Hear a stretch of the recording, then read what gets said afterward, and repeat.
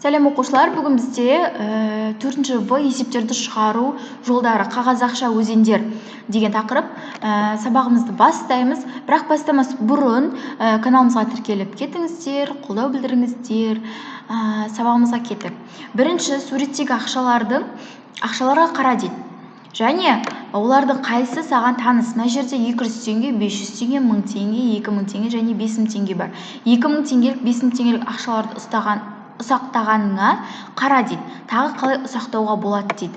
Міне 2000 теңгені 2000 теңгелік қылып ұсақтауға болады. 5000 теңгені 2000 теңгелік болса 4000 теңге және оған 1000 теңгені қосатын болсақ 5000 теңге қылып ұсақтауға болады екен. Енді әртүрлі тәсілмен қалай жинақтауға болады? Тапсырманы қима қағаздардың көмегімен орында дейді. Қалай ұсақтау, қалай жинауға болады дейді. 5000 теңге, 2000 теңге, 1000 теңге және 500-200 теңге.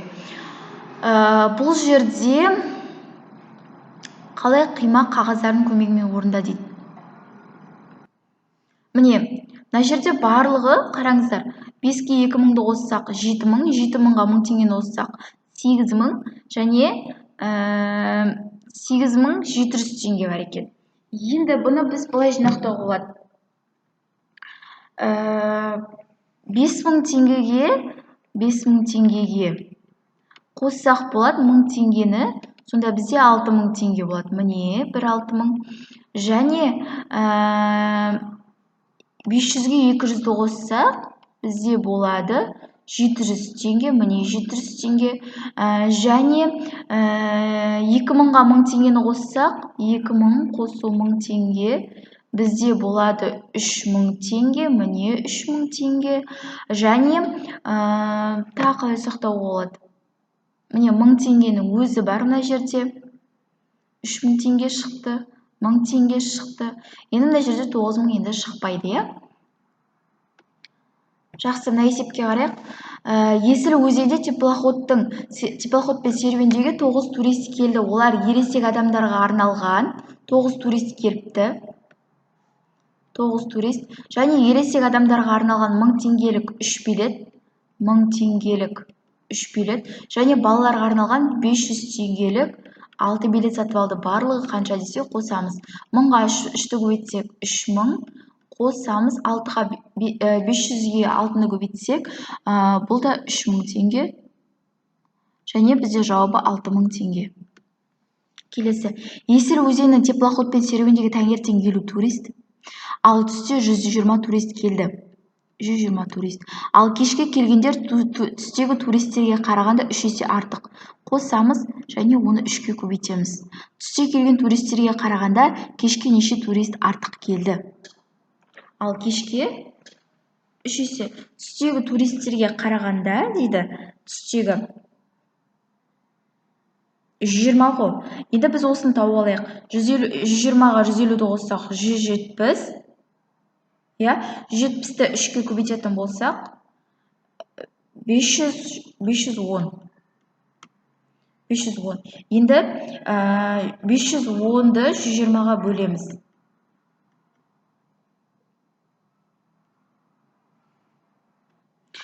Бөлмейміз, бұл жерде артық деп тұр екен. Тек қана азайтамыз. Яғни 510-нан азайтамыз 120-ны. Бізде жауабы 390 турист артық келді. Келесі. Өрнектер мен суреттер бойынша есептер құрастыр. 220-ны 2-ге көбейтсек бізде 420, 150-ді 2-ге көбейтсек 300, 2-ін қосатын болсақ 720 шығады. Келесі 490 қосамыз 330, бізде 820, оған 150-ді қосатын болсақ 970. Келесі 1000-нан 490-ды 2-ге көбейтсек, жақсы 1000-нан азайтамыз. 492-ге өтсек 18, 8, 980. Азайтсақ 20 шығады. Келесі 1000-нан азайтамыз 730-ды. Жауабы 270. 270. Келесі. Қараңыздар, Сырым мен Алияда әрқайсысында 5000 теңгеден ақша бар. Олардың әрқайсысы дүкеннен осы сомаға төмендегі заттардың қайсыларын сатып ала алады дейді. 5000 теңгеге Сырым деп қояйын. Сырымдыкін жоқ, былай жасайын. Міне, қазір мына жерден розовый ручкамен Алиян деп қояйын. Алия 5 мың теңгеге мысалы мына юбкамен мына юбканы алса болады. Алия 4 мың теңге. Ар жағында 1000 теңге қалады да. 1000 теңгеге мынадан мынандай шашқа тағатыннан екеуін алса болады. Екеуін алса болады. Тағы не бар? Екеуін алса болады. Енді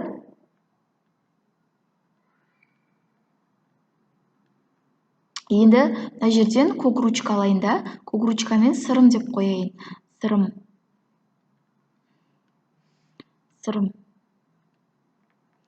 Сырым 5 мың теңгеге мысалы мынандай доп алса болады. Және де мынандай футболка алса болады. Бұл сырымдікі. Жазып қойсаңыздар болады. Ал мына келесі тапсырмада ырғыздың ұзындығын, шілдертінің ұзындығын мына есептерді шығару арқылы табады екенбіз.